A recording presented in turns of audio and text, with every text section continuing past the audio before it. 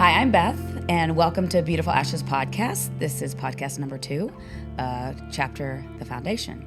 And we refer to this chapter as the accountability chapter. And we'll get into that here. I'm sitting alongside Victor Fadul, co-author of Beautiful Ashes, and Brian Hackney, director of The Healing Place at Cross Timbers. Thanks, guys. Here we are again. Here we are again. Here we are again. On to chapter 2. Yeah. Time for some accountability. Yeah, exactly. Yeah. Time for accountability. So, this chapter, you left off in the previous podcast about how the floor is where you realize that your foundation had cracks. Yes. What does that look like now? As far as what does my foundation look like? Yeah. Remember, we talked about perfectionism. It's not perfect at all. However, it is so much more solid that when the storms of life come raging on, I don't spiral to where I used to be. There is a space for me with God to trust Him in that storm. Instead of the white knuckling like I used to do and trying to control everything. I not that I don't want to do that. That might be my initial when all of a sudden something happens. But with a firm foundation built, when I am hit with a challenge, the way I respond to it is night and day. So to me, that's the biggest growth that has happened to me over the last 10 years. And it all started with me, step by step, building that solid foundation. What did your foundation look like at its worst? At its worst, we talked about it a little bit in the chapter, where I was spiritually, where my faith was. It wasn't that it didn't exist, as we say. It just the relational part of it all, and seeing the bigger picture of who really is in control, and trusting the journey and the plan that God has, and the ups and downs of life. And so, not having that firm foundation, when something would hit me, I would spiral, and I would try to control anything I could to make myself feel stable and at peace. And that wreaked havoc on every aspect of my life. The rule-following good girl was still trying to do the right things, right?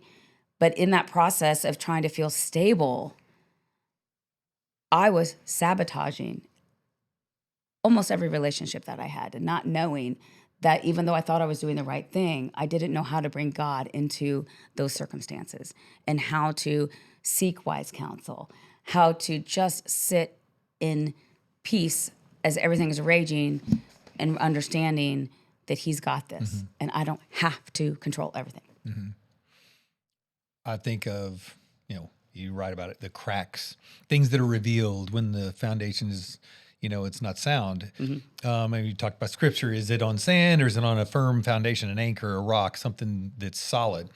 But was it just cracked, or was it on the totally wrong slab? If you want me to be honest, I think it was on the wrong slab, in the sense that of the slab of how I saw the worldview.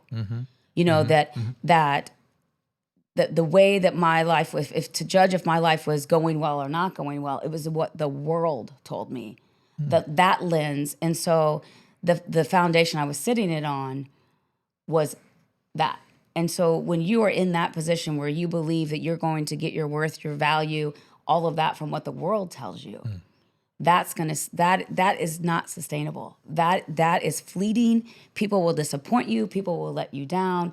And if that is who your source is, to know who you are, that's the foundation that isn't healthy. So I know you had this, obviously we talked about the publicity, this public divorce, because of the nature of who, you were, right, and who you're married to, and all that. In what way? I don't see you, knowing you, I don't see you as ever buying into that was my foundation, like that lifestyle, or that celebrity, if you will. So that wasn't your foundation. No. So in what ways was it off? Yeah, it wasn't that, because honestly, for me, that wasn't something that I was ever seeking. Honestly, of course I wanted to be, financially secure, and I wanted my family to be intact, and I wanted to enjoy life and have, just the pleasures of life. So the foundation was just literally, to me, it was just more about really how other people saw me, what other people thought, and that do they view me as a good person, as a kind person, as doing the right thing, and did I look good in other people's eyes? So, because again of publicity, did you try to act more humble, if you will, or just make sure, because you are a humble person? I think I was always naturally, because I didn't seek that out, and that wasn't something that motivated me. I think I really spent a lot of time trying to really show my true self in a exaggerated way. Like, hey, I'm really just this small town girl from Indiana. Yes. Like, if you really got time, if you really got to know me, I'm not about that world. I really am just this small town girl, and I really am her. And I think you know that. I as know well. that. Yeah. And so when the world would start to tell me who they thought I was, I think that was where I wanted to.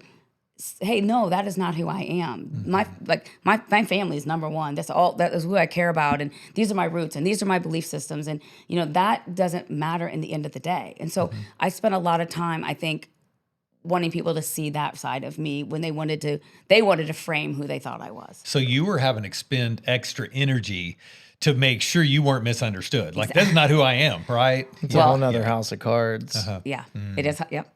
Yeah. Right? Controlling people's perception of you. Yes.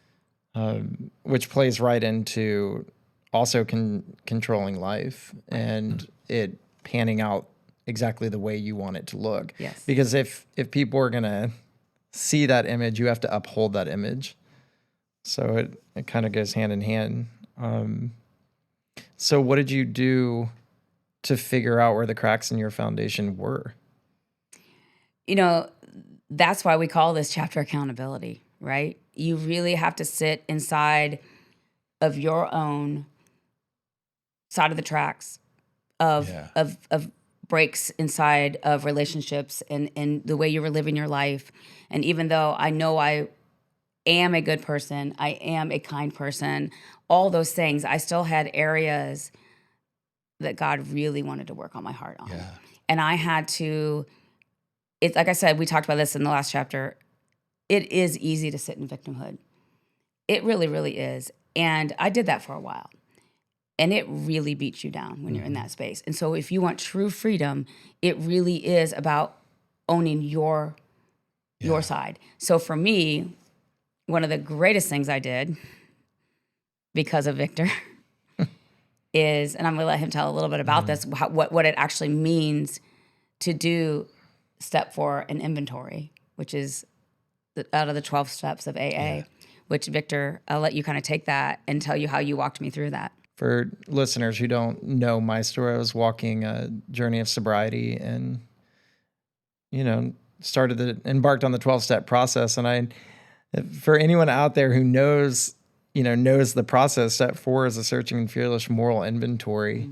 And it's one of those kind of kick to the gut when you go through, right? Because for me, when I was going through an inventory, it's like I was actually kind of happy. A lot of people aren't.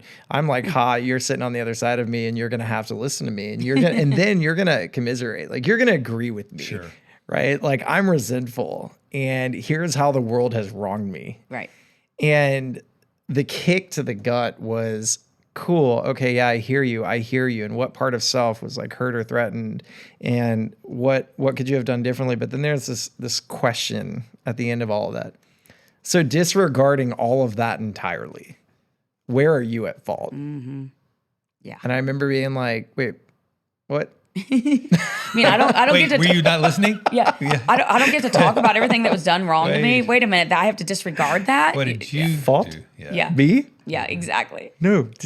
What did they do? Exactly. And that was one of those moments where I realized, I mean, it is a humbling moment when you're in that place because it's like, all right, now I have to face the very thing that I have been avoiding for X amount of time. Right. I mean,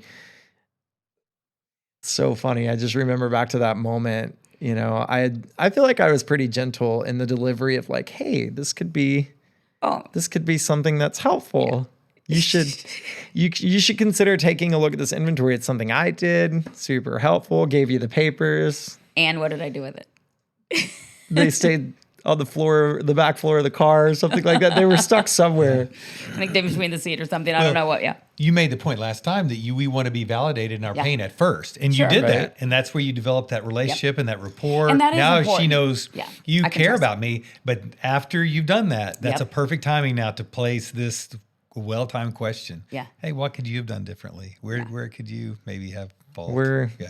The big questions that are asked are where were you resentful, selfish, dishonest, fearful? You know, they talk about at some point in the past, we placed some of the balls in motion that later placed us in a position to be hurt. Absolutely. And I know from back then, I remember the day when In our culture, by the way, would say victim shaming, victim blaming right now.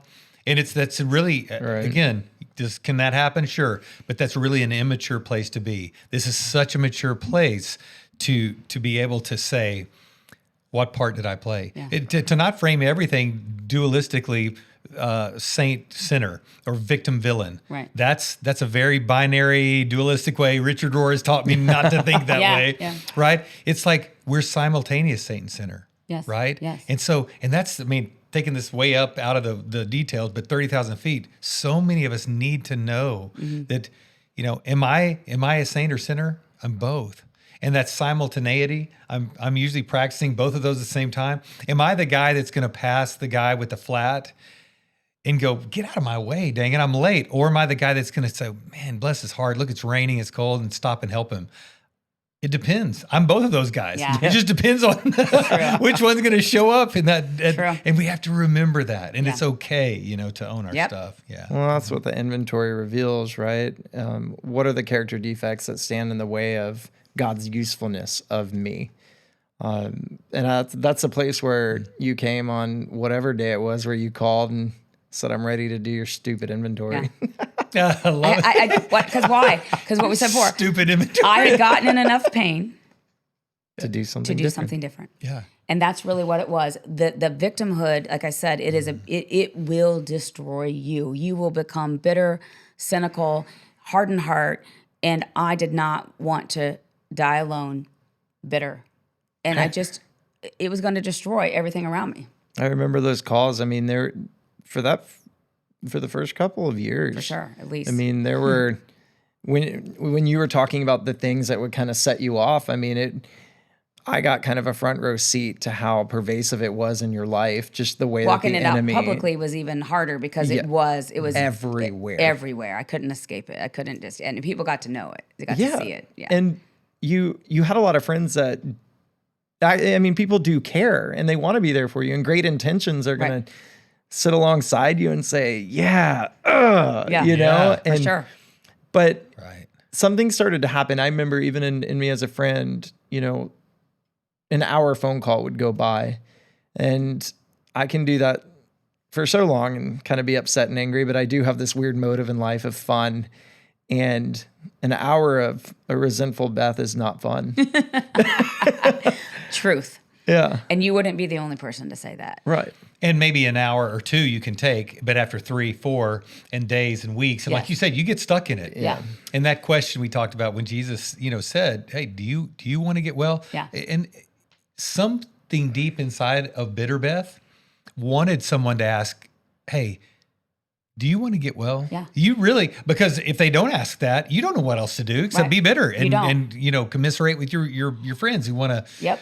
But something deep inside of you wanted someone to say, "Hey, Beth, let's go. Let's move forward." Which brings us to this whole point of like how God will usher in people in your life. And that is, Victor's been a great friend of mine for a long time. We have a lot of really great fun stories, but the most profound effect you had on my life is this inventory. And it was one of the hardest things I've ever had to do. And and you did it with such grace with me, but firmness and a loving heart. And it was so necessary for my growth and for my healing.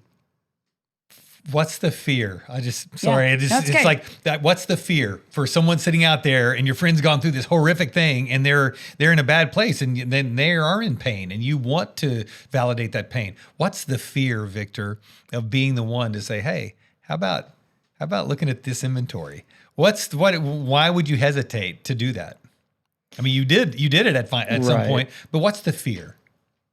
A counseling term that I've heard, countertransference. I put myself in her place while also thinking back of where I was at when someone did that for me. And it's confrontational in nature. Yes. And I mean, we get into our friendship, and how we became friends and everything, but I knew you as, Mrs. Payton, right? Like that's how I knew you going into it. Right. And our friendship, evolved over time, but to look at someone that I looked up to and be like, hey, you need to do an inventory. I'm just thinking about, and again, this is beautiful. Every person sitting out there that has that friend that they're sitting listening to for hours and hours, and you said it's not fun to hear Bitter Beth, but they're afraid. I'd be afraid she's not going to like me anymore. I'm going to lose love. She's going to say, well, screw you. I need to go find somebody who will listen and validate my pain. And look now who you are in her life and what you did because you had that courage. Yeah, we wrote a book together. Yeah. Go ahead. Right. But in the other side of that is, walking out I'm over 10 years sober now. It happened just the other day. I have friends that I know from the rooms or men that I've sponsored, and, you present somebody with the truth, they have a choice. Mm-hmm. Mm-hmm. By the grace of God, she made the choice to do something different than she had been doing. Mm-hmm. But I can't tell you how many people have walked away. They didn't want accountability. They didn't want accountability at all. And sad to say, a lot of those people too, are dead now that I knew. So when you ask about the fear, it's like abandonment. I think of abandonment. Yes. I think of boundaries. Good. Yes. I think of when someone chooses to stay stuck. It's not just that she may not want to be my friend anymore. It's what boundaries am I going to have to put in place too? Because I can't get sucked in. Mm-hmm. Right. And I was 23 at the time too, having to navigate and figure out, what that looked like. Cause honestly, where the journey I was walking at the time, it was one of the safest, friendships that I had at the time. So, I think too, I'm just, again, 30,000 feet, the miracle, cause I wasn't in the story at this point, the miracle of this grown woman and God speaking through this kid. Yeah. But I think that's how you know it's God, though, Ron. When it is that crazy, like our friendship doesn't even make sense, and it really doesn't make sense. And I think that's why it's even more powerful of a story. And to me, that's just one of the examples of God ushering in exactly what you need, and you may miss it. Like I might have missed the wise counsel in a 20-some-year-old kid that was a server at the country club where I used to live, if I had not been in that space with God. Had I not already been where I was looking for him and I was hungry for his word. I was hungry for his comfort. And so I would recognize his comfort in people like Victor, and I would gravitate to people like him. And so, but that was because my heart was open to receiving it. And that's the key, because like Victor talks, like not everybody chooses to receive it, and that's a choice. And that's, so I am grateful that's why I'm grateful for the floor. I'm grateful that was God gave me that opportunity. And then from that point on, like literally ushering people, someone after, person after person. But that was a very profound moment for me. And it solidified, I think, our relationship, which then is also why I entrusted him to co-author this book. I mean, that's what's so, like, the story just didn't end there. It is, we talk about this in the book, how I always told Victor that people come into your life for a reason, a season, or a lifetime.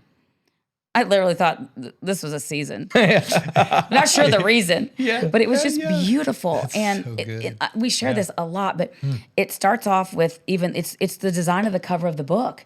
You know, the orchid. It's just the story keeps going because it wasn't just this server. Cool, it matches your shirt. That's Yeah, amazing. I know. Maybe I like the color purple. If we've not figured that out yet. You know. But what is so cool about that too is that we were linked in all areas, but one of the, I obviously we know the story that I met Victor as the server where I used to live, and he would just come over with his fun spirited smile, warm personality, and had a way of approaching myself and my children in just this natural way.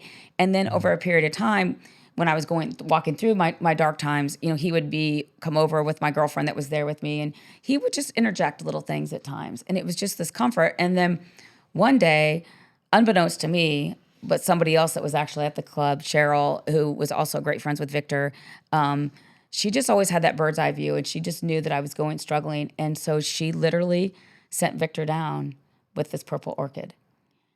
And at the time, it wasn't even like I even processed that out, that it was going to be this cover of the book. But in the beauty of that is not only in the beauty of the human, Cheryl, who saw my heart and wanted to comfort me, and using Victor to come down because she knew that we had become friends and I would feel safe with him. So he brings me this beautiful flower, and it just happens to be my favorite color. And so I sat that flower on my window, and I just would stare at that and see this beautiful God's creation that's bringing me peace. And I thought, how can this plant bring me peace? There's such a cool little background story here too, because I remember when we worked there, we would kind of adopt, different families, and I adopted them because they would come in on family night, and that was like one of my favorite nights, pasta night, and usually you and Who and the adopted kids. who? Right? Exactly. Right? Seriously. Yeah. I just remember Cheryl, because the way that she worded it, she was always humble in her delivery, and was never. She would not open the door for gossip. That just wouldn't happen. She, a lot like y'all, that rule following, and she's just class and grace all the time. Yes. And she said to me, "Hey, your friend Beth's going through a lot. You should go take this down." And it was the orchid. And it was that simple, and like, Yeah. And that look, gesture, look where we like are. that gesture. That's so think about that. Cheryl's obedience in that. crazy. You know what I mean? And then not only it's an obedience to God, if you feel that on your heart to reach out to somebody, do it.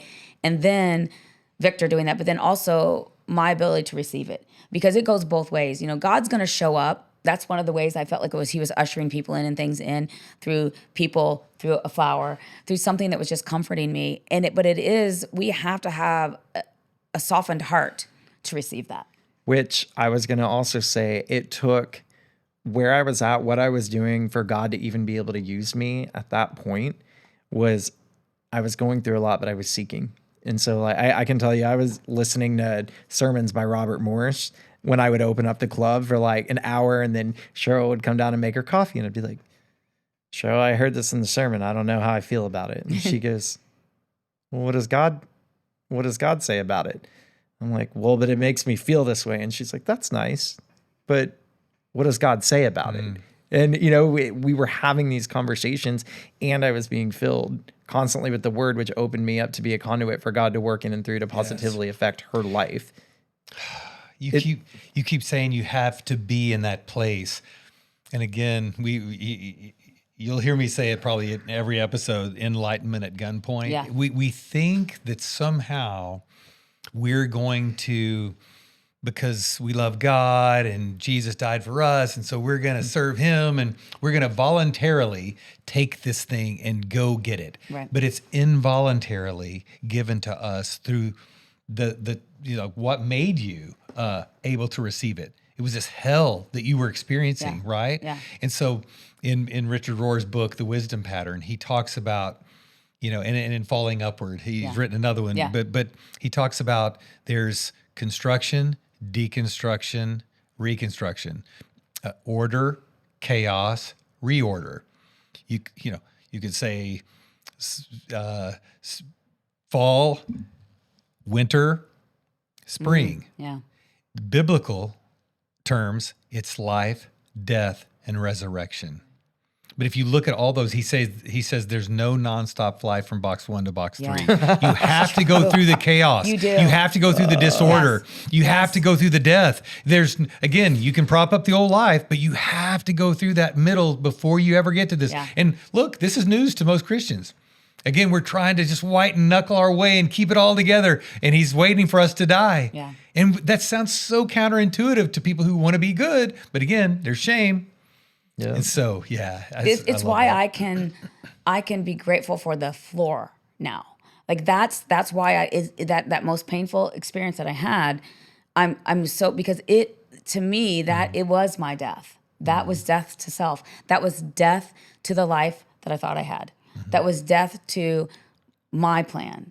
And it wasn't, and so then that was where I got to build a new foundation, right? That's the new rebirth. That's what doing The Phoenix. The Phoenix rising out of those ashes. I was going to ask, that was my next question, is so what do you build on, right? Because you want to make sure, if I'm in Texas, right, Yeah. has this house already had foundation work, right? Yeah. Is the ground done moving, Yeah. right? Is this Right. going to be cosmetic or is this going to be plumbing issues, right? So sure. what do you look for now when you say, I'm going to build on this? What's the foundation? I mean, try to break down, like, other than God. Well, no, like, what does that mean? And that's what so the foundation to me is, yes, of course, God is the foundation, but how do you build that on solid ground? And that truly is, number one, you do need to get in the Word. You do need to understand what His Word says. And I'll tell you the biggest reason why is because the battle is in our mind. And the way your mind, especially me who loves to ruminate on everything, I love to overthink. If you don't know me, I'm an overthinker. And if I do not have something to replace that wrong thinking, then I will continue to spiral. So the beginning of my foundation was exchanging that wrong thinking for God's promises. But if I don't know what His promises are, which I didn't know. If I didn't know what He had promised me, I didn't know how to exchange that. So for me, it really was learning His Word, learning His promises, and understanding that. And that was a slow process for someone who had never opened up a Bible in my 40-some years of existence at that point. And so for me, what God did so gently and so loving is He brought people, not just Victor, but one of my neighbors at the time brought me to my very first Bible study during this time period. And I remember going, I can't do a Bible study. I've never opened a Bible. I don't know scripture. I don't know what I'm doing. And she's like, just come and see. And that was one of the biggest things that happened to me in that Bible study was I heard God's word and I actually felt that they were for me. Like what He was saying was for me and they were true. And it was something that I could start building a new foundation on, was the wrong thinking that I had, that I could exchange it for, and you know what? And that gradually started changing my lens. We talked about that a little bit in the last time, that my worldly lens versus God's lens, and learning how to shift that. Here you've gone through this, you don't have it all together. You've Right. gone through this hell, you've been on the floor, and yet Christianity and Scripture is not making you feel ashamed and judged. It's actually speaking life to you. Absolutely. So how are you hearing grace? Like, give me some of the messages that were coming through. I mean, the grace was that, number one, we all fall short of the glory every day. God has, He just loves us in our brokenness. He sees us. There's not a judgment in that. There's a humanness in us that He knows we have. And He knows that He has these beautiful. We were yet sinners. Yes. Yeah. And we're all sinners. There's no hierarchy to sin. It's not that. And God knows that we're going to sin. And so He just so lovingly and gently wants to just bring us into His grace and say, I see you, my child.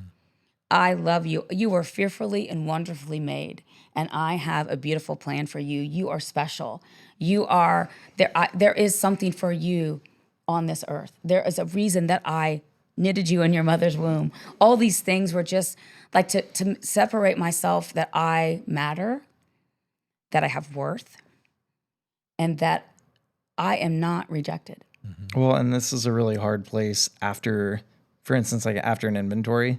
It's not the easiest place to sit and reflect on all the things that you played a role in the demise of marriage. Right. Right. Yep. And that's a very easy place for the enemy to come in with shame Yes. and try to beat you back down and keep you stuck. Yeah.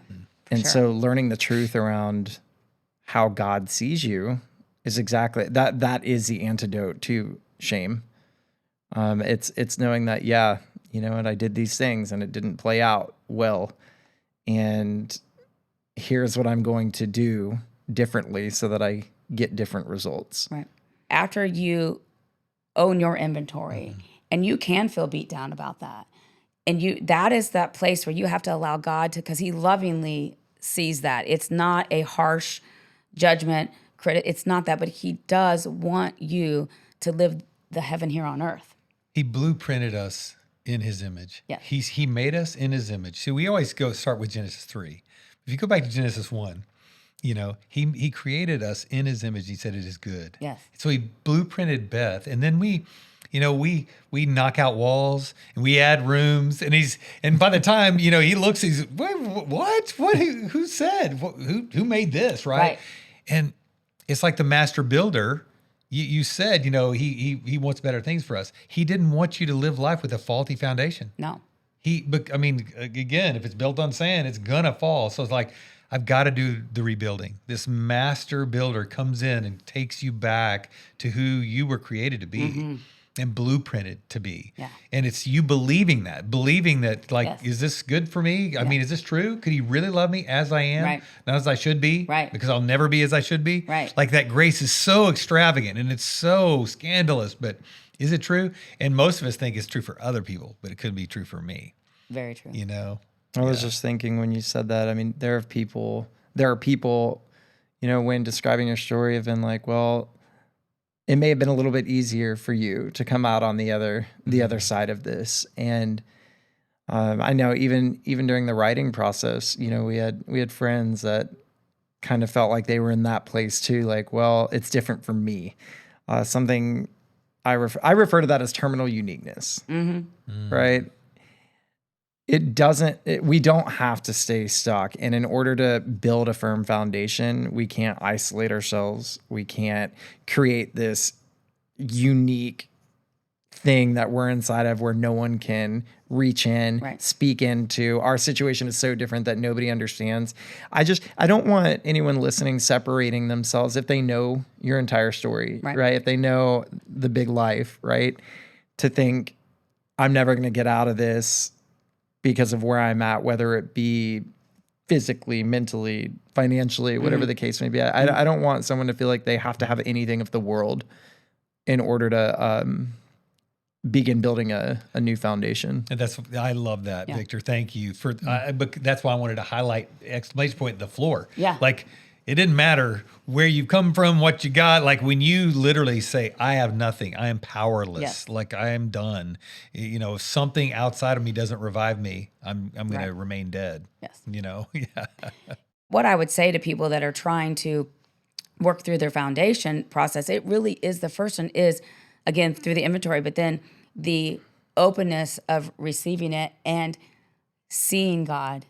He is everywhere in everything. And it just, when you can get to that space where you are, like we talked about, empty of self, then you will see him. But if you're still full of self and full of the world, you will look for things in the world, some healthy, some not so healthy, to fill that, I like to call it a God-shaped hole. We all have a God-shaped hole. And I had to learn that was sacred for him. And I had to find avenues that were going to get me in relationship with him for him to fill that really wounded child in me that has been there for a long time. Yeah. So getting yourself in, so that means you have to seek it. You know, you have to do, you can't just sit. There is work involved. There is work involved. There is work involved. And for me, we said that was, you know, getting into the word, surrounding myself with like-minded people that were maybe a few steps ahead of me, you know, going to encourage me, going to pour into me, remind me who I was in Christ when I was feeling like a nothing. And that to me was and those are the people that came into my life that would constantly, so what was great, so I have these people in my life that I'm reading and I'm learning what God's saying, and then they would repeat the same thing. And I'm like, oh gosh, well, maybe that is true. Maybe that is for me. Like you said that, like we think that's for somebody else. And it is for you too. And that's what I would like somebody from me that thought, as the world thought, they thought I had it all in the world standards. But quite honestly, I was very empty in the places that really matter. And that is the space that was the cracks in my foundation. There it is. Yeah. Good.